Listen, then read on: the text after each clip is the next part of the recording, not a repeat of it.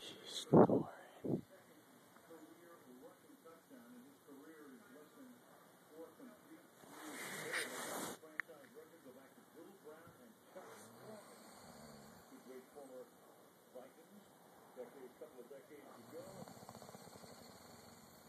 Philadelphia takes the time out, so AP's next touchdown will put him on.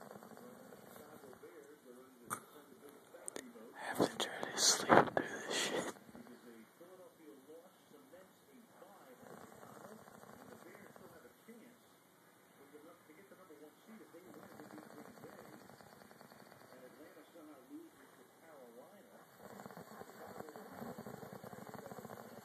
Chicago will get the bye, and Philadelphia.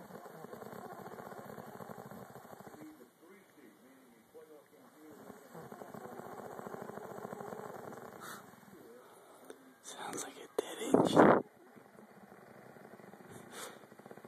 She needs a new motor.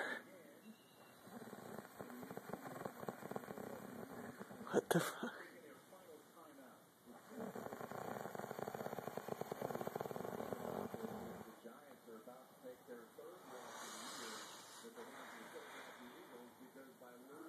She woke herself up.